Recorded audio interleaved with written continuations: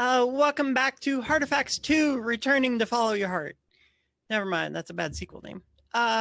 Anyway, our next speaker is a non-binary adventurer from Buffalo, New York, who wishes they were immortals so that they could have time to visit every coffee shop in the world. That's a lot of coffee. They're a Rails engineer with TrueLink Financial and a panelist on the podcast Greater Than Code. In their free time, they do advocacy in the transgender community, write comics, and spend as much time as they can in the forest. Let's bring Jamie Hampton in so we can learn how to achieve inclusivity through remote work. Jamie? Well, I'm going to get started. I want to thank Heartifacts and the organizers for putting on such a great event. I want to thank everyone for taking the time and for inviting me directly into your own living room. It's very cozy. Thank you. My talk is called Achieving Inclusivity Through Remote Work. I have an intro slide that pretty much covers what Sarah just said about me. Thank you for the nice intro. My name is Jameson Hampton, but my friends call me Jamie. I'm coming at you live from Buffalo, New York, the home of bad sports. I'm an engineer at TrueLink Financial. I've actually been there for 5 whole days, so that's really exciting for me. And I'm on Greater Than Code, which is a tech podcast about kind of the human side of tech, which you could check out if you haven't. I think it's pretty good. And you can find me online pretty much anywhere, but specifically Twitter at JamieBash. Please add me, be my friend, tweet at me, send me pictures of your pets. You can tweet about my talk. Just please remember, if you're going to post about me publicly, that I use they, them pronouns. Thanks. But obviously what I really want to talk about is remote work. So I have a couple of stats for the beginning. This is from the Stack Overflow Developers Survey in 2019. So you can see that even in the before times of 2019, there were about 12% of people who were full-time remote, but more people who worked remote at least sometimes. So it is a thing. I think it'll be really interesting to see the 2020 stats, but I'm going to talk more about that later. Also in the Stack Overflow survey in 2017, they asked a question about like what kind of priorities people have when they're looking for a new job, what's important to them.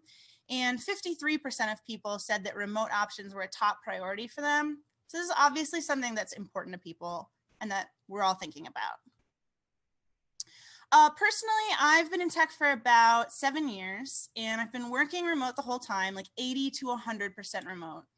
And when I tell people that, we usually have a conversation that goes a little bit like this. And I know that from working with other remote people, these kind of responses are annoying to people. And I understand why overall. People who have never worked remote sometimes act like it's a walk in the park, and like it's not. It's a real job. You have to get just as much work done as an office job. In fact, I feel more guilty about taking breaks or whatever when I'm working from home. Because in an office, water cooler chat is kind of a thing that happens naturally. But at home, it doesn't. And it can be isolating not having that kind of chat. This is an excerpt from a comic in the oatmeal, but I can relate. Overall, though, my response is more like this. Because I really love working remote. It works for me, it helps me do my best work, and it's awesome. So I want to talk about why that is. And I think I'll start by talking about some of just the general benefits of remote work, because anybody might have benefits. It gives you more flexibility. Maybe you want to start your day a little earlier, a little later. That's usually fine. Maybe you have things to do at specific times during the day, like you have to pick up your kid from daycare. You can work around those kind of things normally more easily than in an office. Not having to commute gives you a lot more flexibility too. This is a big one for me living in Buffalo. A, because we don't have good public transportation here, and B, because we have bad weather and I don't want to dig out my car in the winter. So this is great for me. It gives you the freedom to work from anywhere. Obviously, we're not traveling right now, but normally I would be traveling a lot, and it's nice to be able to work from wherever I go. Like if I go to Texas to visit my family, I don't have to take a week off. I can work during the day and spend time with them in the evenings, and it gives me more time with my family. Your mileage may vary with this one. Some people find it difficult to work from home and not get distracted by home stuff. It's really not for everyone. It's a personal preference. Obviously, this one's out the window right now because we have lots of distractions. Again, I'm going to talk more about that later. But personally, I find that my productivity is a lot better when I'm working from home. I don't have people walking around me in an office. I don't have them coming up and talking to me about things. I can really go heads down and like get work done. And I love that. Plus, just like being comfortable in your space is like huge. It's not to be understated. It's a big factor for people. So again, that list was kind of in general. And I think the word benefits is kind of interesting because it can kind of mean two different things. I read a lot of definitions of the word benefits when I was working on this talk. I like this one. A lot of them also use the word advantageous, which I thought was interesting. And it kind of gets at that first definition of benefits. It's something that's nice to have. It makes your life a little better, a little more convenient. But there's another way that we use the term benefits, like our benefits package. And there are people for whom remote work is more than just a little bit of extra convenience. Some benefits make it possible to do something that you wouldn't have been able to otherwise do. And remote work is one of those things for me. So while it's cool to think about what benefits you want to give people, I think it can be more helpful to think about like what problem or barrier you want to help them solve. Normally here in this talk, I would do a couple of slides next about why it's important to strive for a diverse team. I had to trim for time, and that's what I decided to trim because I figure that anyone who's coming to a conference like Heartifacts probably already knows that diversity is important.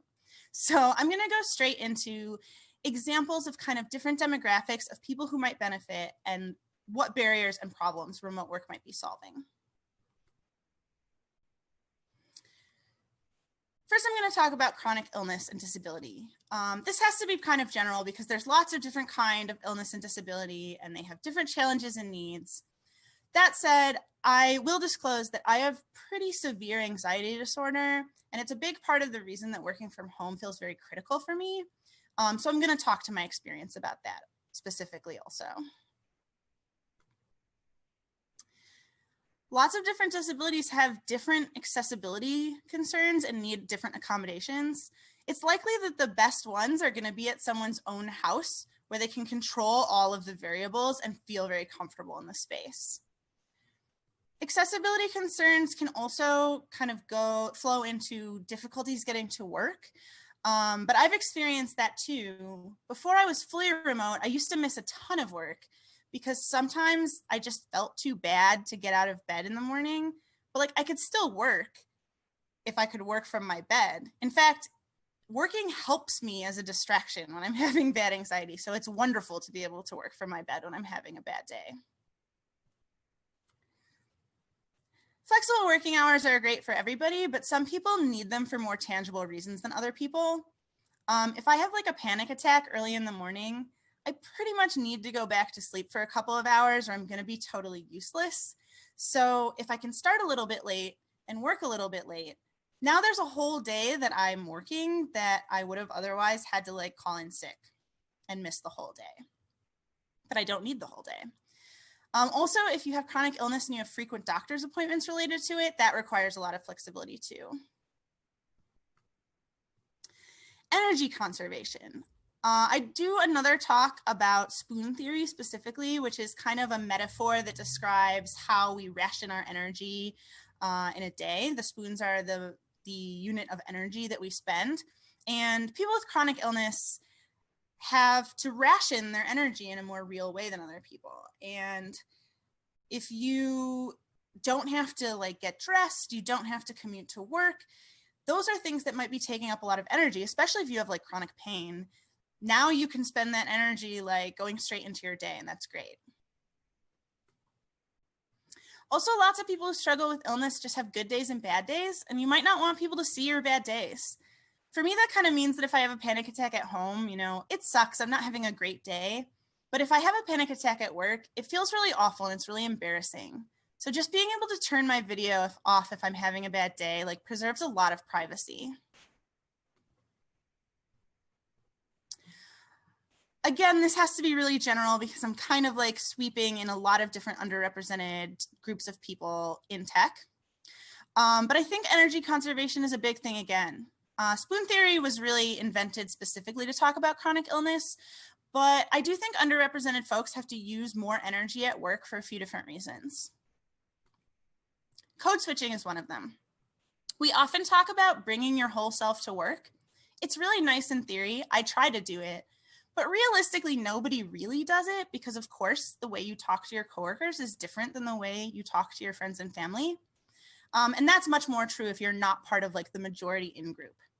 This might mean that like the slang you'd use around your friends that are from your same ethnic group is different. For me, it means that the way I talk around a group where everyone is queer is very different. And there's an energy cost associated with making those kind of decisions about how you communicate. Microaggressions I could do a whole talk on, but basically what I'm talking about here is like small, indirect, often unintentional discriminations against minority groups. And these things happen in the office. This might be things like off-color jokes, making assumptions about people. For me, getting misgendered is a big example. They're small, they might not be malicious, but they still add up and take energy. I think this is related, actually, this idea of like fitting in. Someone once told me a story of working at a series of jobs where they were the only Latino in the office, and they always felt like none of their coworkers really fully understood them. And then they worked at a place for the first time that was 100% remote, and there were people from all over the world on that team. And they felt for the first time like, oh, everyone here is different from everyone else, so I don't stick out in any way. We're all just coming together. I thought that story was really cool, and they expressed to me that like it was a really good feeling.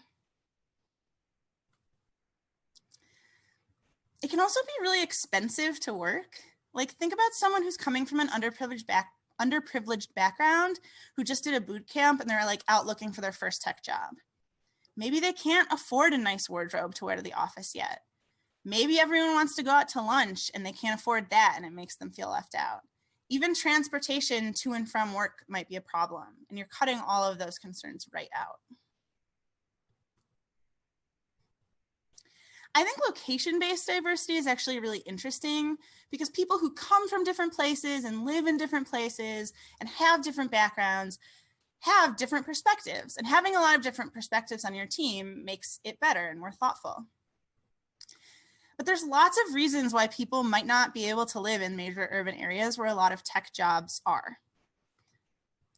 First of all, it's extremely expensive to live in like New York or San Francisco. People might have family obligations that they don't want to move away to the big city and like leave their family behind. That might be more common in other cultures other than like American culture because people think about their family in a different way, which is super valid. It's great to have people from other countries on your team too, but they might not be able to easily like physically come to the States and work at your office. These are all things that might affect anybody, but I think they disproportionately affect people from underrepresented backgrounds because they come from different cultures, different places. A lot of us come from underprivileged backgrounds. So this is kind of hitting hard on that group again.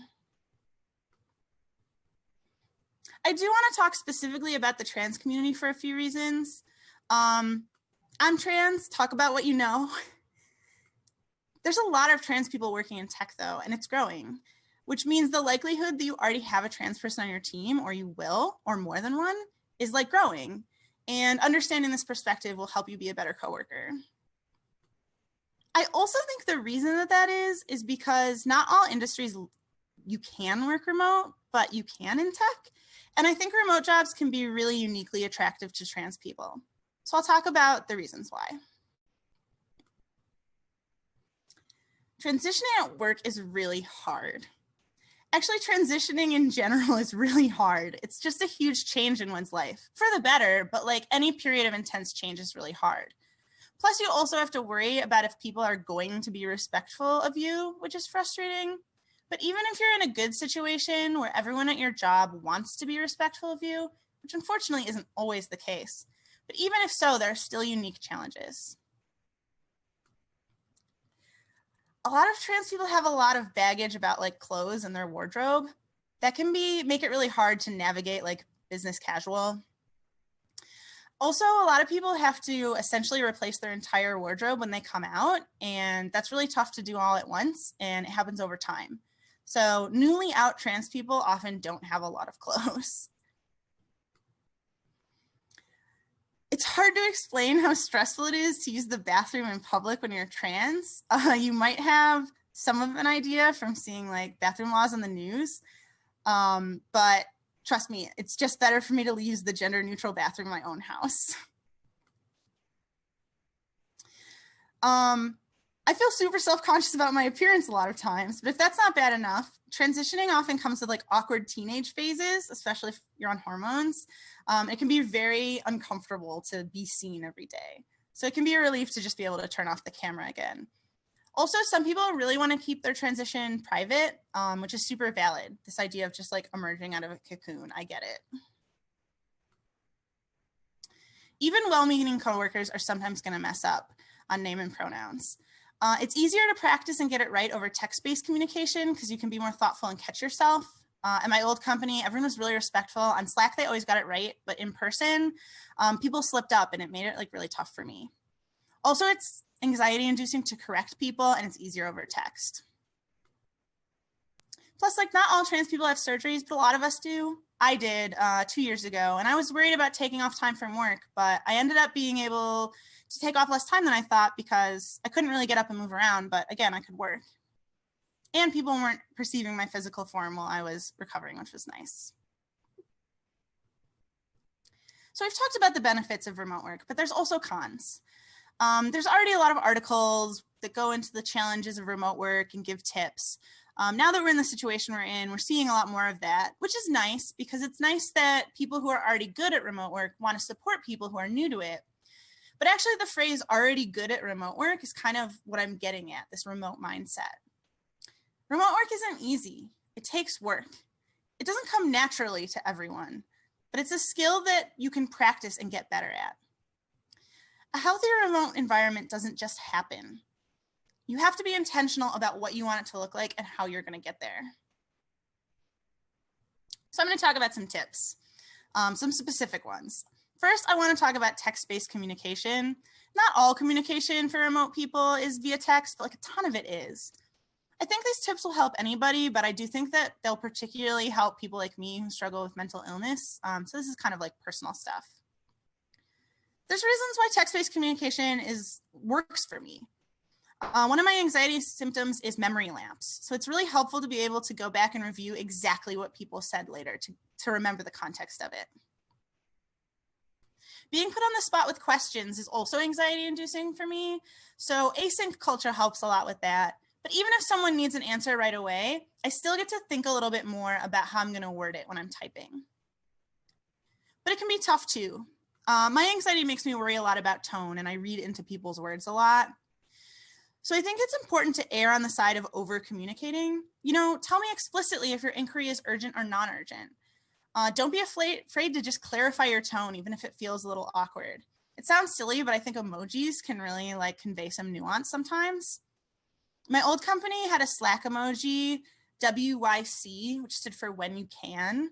It's actually an acronym that my dad and I made up when I was like growing up because he would text me and be like, call me. And then I would freak out like, why, what's going on? And I would call him in a panic and he wanted to tell me like a funny story.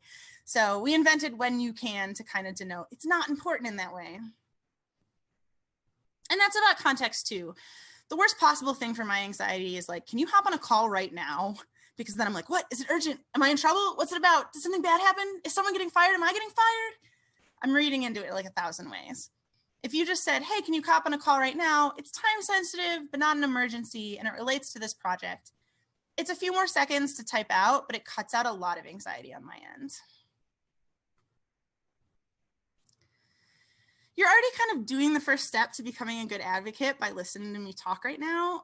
Getting a sense of some of these perspectives is like a really good first step. But I also have some actionable tips. I love this idea of remote first culture. Even if not everybody is remote first. When some people are remote and others aren't, the remote people tend to miss out on conversations that are happening in person. That might mean socially, just not getting to know people as well, but that could mean you're passed up for opportunities. Sometimes people even get left out of conversations that are relevant to projects that they work on. Like, not maliciously, two people just meet in the hall, like, hey, let's talk about that project. But it makes it really hard to work effectively when you're not included. These are all things that underrepresented folks already struggle more with than other people. So remote work, if done wrong, can make that worse. If you notice someone being left out, just say something.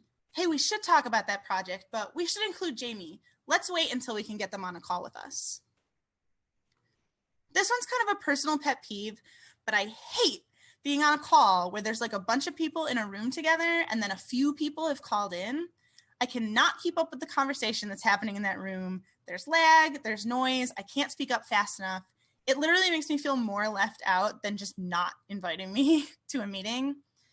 At my old company, I complained a lot about this, and then we started making everyone phone in individually, like all the people at the office had their own laptop and headphones, and it was way better. Even though they were together, I felt like I was on the same playing field as them. I could not possibly cover all microaggressions, as I said, but in general, a good way to support underrepresented folks in the workplace is to get better at identifying microaggressions so that you cannot do them, and B, you can stop other people when they do them. I'm going to talk about a couple that are like super relevant to some of the specific things I've already brought up. Don't comment on people's appearance. There's no reason. It only makes people feel uncomfortable. I don't mean like, I like your new haircut, but like maybe someone's looking under the weather. Maybe they have like some awkward acne that they're going through. Maybe they're wearing their pajamas. It's just easy and costs $0 not to say anything about it and make them feel weird about it. A lot of places push for video on all the time during calls. I actually really get that. I do think there's value in that. It's like fostering more of a relationship between coworkers. But if there's someone who has to keep their video off sometimes, there's probably a reason that they feel more comfortable with that. So again, just don't make them feel weird about it. Correct pronouns are not just for when you're with somebody. This is something I get a lot of stress about. Like if there are people in person together in an office and I'm remote, I worry a lot. Like, am I getting misgendered in the office when I'm not there to hear it? Just don't let that happen. It's disrespectful. It's also bad practice for when you are with that person. It makes it more likely to slip up and then you're going to make them feel bad. I do want to add a caveat to this that it's pretty personal. Not all trans folks want you to like correct other people when they're not there. So it's maybe something you should like ask and talk about, but like I would really appreciate this. And I think that's true of a lot of people.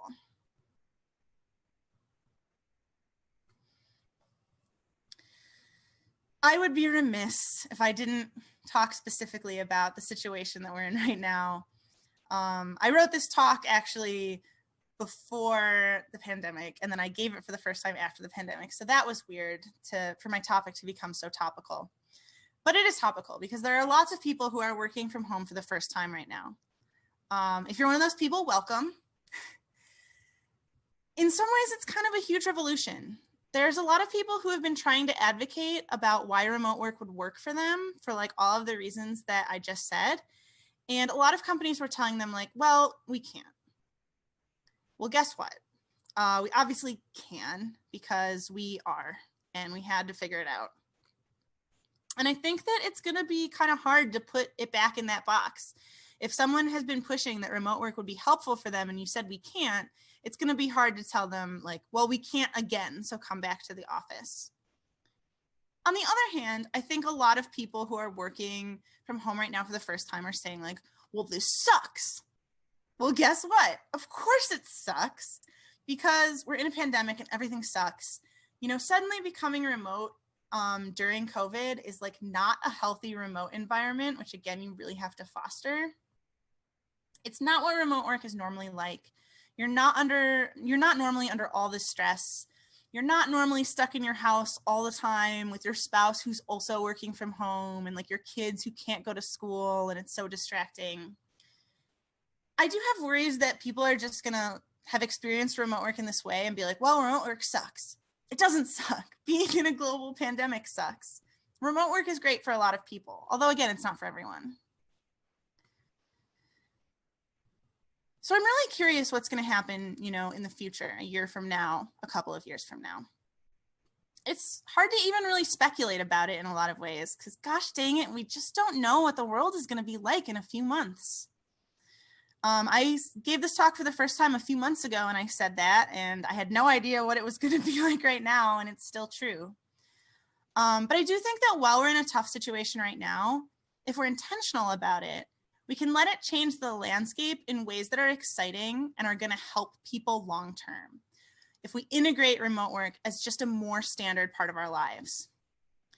I think if we try to treat this like an opportunity as best we can, we'll be able to reap benefits long term, even from being in this like really bad situation. And I think that would be great if something good can come out of it. I will post this on Slack, so don't worry about this right now. But this is just a couple of their talks. The My Spoon Theory talk from RailsConf 2017, which I mentioned. Things I Wish I Knew Before Going Remote by Marla Zasheen was a talk at RailsConf 2019. Like I said, there's lots of remote work talks, but I happen to like this one a lot.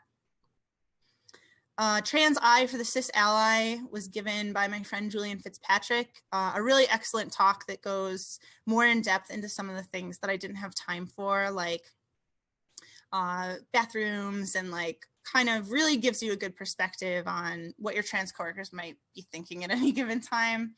That was also from RailsConf 2019. But overall, just thank you. Thank you for listening. This is really important to me. It's great to be part of a conference like Heartifacts.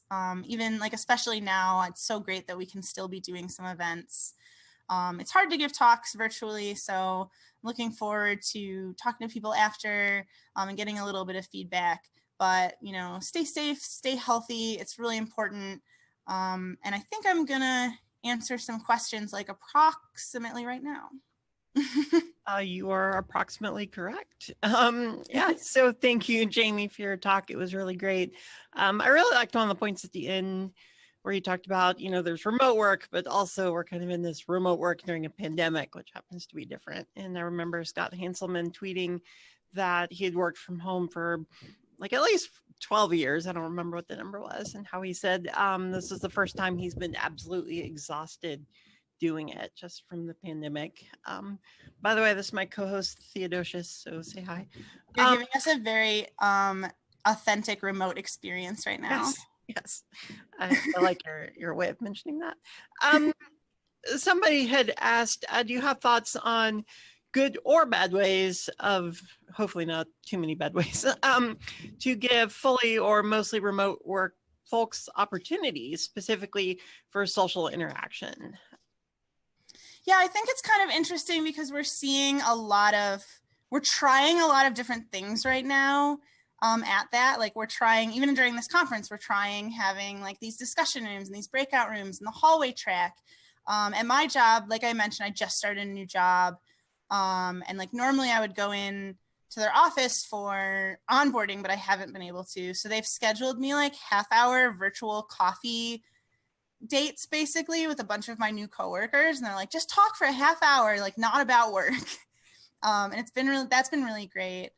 So I think it's kind of like just being aware of it is like the really big first step. Like if you realize that your remote folks aren't getting the same opportunities, then you can try to be intentional about that. But if you don't think about it and don't realize, that's when it gets really bad, I guess. But I am keeping an eye out for like what works and what doesn't work about social, like online social activities. So yeah. I'll keep you updated. Cool. And somebody had mentioned, are there ways to do it without involving Zoom calls and Jackbox games, which I think our talk from Jenny Bramble on Saturday should help mention a few of these things. So hopefully we can answer those then. Somebody had wondered, is there a way to respectfully share a busy home? So not hurting the space that your kids or spouse might have with any of your work-related stress. Ooh, that one's really tough. I'm lucky because I mentioned being in a busy home, but I'm actually personally not in one, so not to rub it in. But I think in general, like a general tip with remote work is that it's really important to have like a designated remote space. Even if you're not sharing a busy home, just the idea of like, this is the seat I'm sitting in when I'm working. And when I sit in this seat, I'm working. And when I go sit in another room, I'm not working. Because like the line between working and not working can be really tough when you're remote sometimes. So that's a tip you'll hear a lot. And I think that like, if you're serious about respecting that kind of space, like that kind of ties into what is being asked to there. But I don't know, if you don't have enough space to do that, it's just really tough. I used to go and like work at the coffee shop a lot, and obviously I haven't really been able to do that, but my local coffee shop, I missed it so much when it was closed that like I went and sat on the benches outside of it. They used to like put out tables, and they're not putting out tables right now because they're not open. So I brought my own like TV tray table and set it up and like worked outside of my coffee shop by myself, and it felt better. That's kind of brilliant. I really kind of like that. One of my co-working spaces has closed just for safety things. So I'm been very kind of curious. No, I'm trying to think through like, where can I go that doesn't involve, like, where can I take a TV tray? It feels great to work outside, actually. I totally recommend it if you can. Yeah. So I was also kind of curious, you know, in theory, this pandemic will eventually subside and we won't live in a weird dystopian world anymore. You had a lot of great suggestions for remote work. And in theory, we're going to go back to an in-person world. How do you think might be a good way to make sure we achieve inclusivity when we do, or at least some of us, transition back to in-person offices? Yeah, that's a good question. I think that like, in terms of inclusivity in general in offices, that's kind of like a big one that we could talk about for a long time. For me, it's all about respect. I do think that like, it's going to be interesting when we go back to in-person offices for kind of the reason I was getting at the end. Like, not everyone's going to want to. And I think that that's really valid. And I hope that we can like be thoughtful and mature about deciding how we're going to go back and like how we're going to let people make that decision for themselves. And I'm kind of hoping that this will happen naturally, because like, as things are starting to open back up right now, not everybody, some people are like starting to do some stuff. Some people, you know, I go out and do things with my mask, and I go to the grocery store, and, you know, I'm careful, but I'm out and about a little bit. But some people still aren't at all, and like not wanting to be out and about is super valid. And so I think that when we first start opening offices, like the only reasonable thing you can do is let people choose whether or not they feel comfortable coming back yet, because it's not like COVID's gonna get turned off one day. It's gonna like get slowly better. And so I'm hoping that if we already have to kind of approach it that way, it'll make it easier. It'll make it easier overall to say, well, why don't we let people choose if like what they feel comfortable doing? My last job was based in New York City, and I was in Buffalo. So obviously I was remote, but some of the engineering team like was physically in New York City, and like they still didn't go into the office because like the office environment like didn't work as well for them. And I thought it was like cool that my company was giving them that option to work remote, even though like they were physically capable of coming in.